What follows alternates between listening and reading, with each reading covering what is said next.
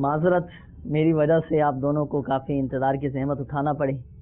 نہیں قاری صاحب، ایسی کوئی بات نہیں۔ اچھا، ہمارے تو علم میں اضافہ ہوا۔ ماشاء اللہ۔ جی قاری صاحب، بلال بھائی نے بالکل درست کہا، لیکن ایک بات میری سمجھ میں نہیں آئی۔ احمد بھائی، ایسی کون سی بات ہے جو آپ نہیں سمجھ سکیں؟ آپ ارشاد فرمائیے، ہو سکتا ہے میں نے کچھ غلط بتا دیا ہوں۔ ابھی آپ فون پہ کسی کو 11 کھجوروں پر دم کا طریقہ سمجھا رہے تھے۔ جی مگر قاری صاحب، میں نے تو سنا تھا 3 کھجوروں پر دم کرتے ہیں، مگر یہ 11۔ جی، آپ نے بالکل درست سنا، اس کو کہتے ہیں جیلانی نسخہ، اور جو 11 کھجوروں پر پڑھ کر دم کرنا ہوتا ہے اس کو کہتے ہیں بغدادی نسخہ۔ اگر آپ مناسب سمجھیں تو اس کی بھی وضاحت فرما دیجیے۔ کیوں نہیں، خیر خواہی امت کی نیت سے ضرور بتائیں گے۔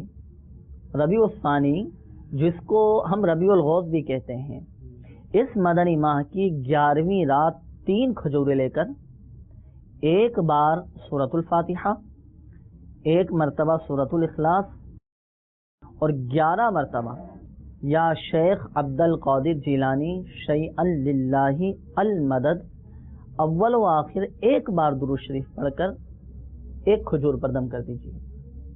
اس کے بعد اسی طرح دوسری اور تیسری کھجور پر پڑھ کر دم کر دیجیے۔ ان کھجوروں کو اسی رات کھانا ہوگا؟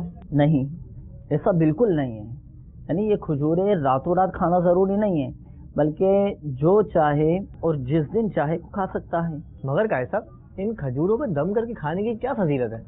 انشاءاللہ عز و جل اس سے پیٹ کی ہر قسم کی بیماری، مثلا پیٹ کا درد، قبض، گیس، پیٹ کے السر اور پیٹ کے جملہ امراض کے لیے مفید ہے۔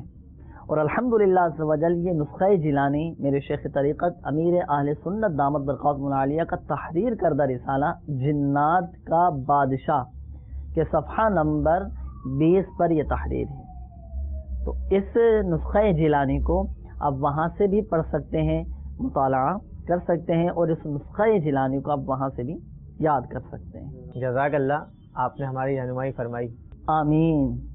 صلو علی الحبیب صلی اللہ تعالی علی محمد۔ مجھے اپنی اور ساری دنیا کے لوگوں کی اصلاح کی کوشش کرنی ہے۔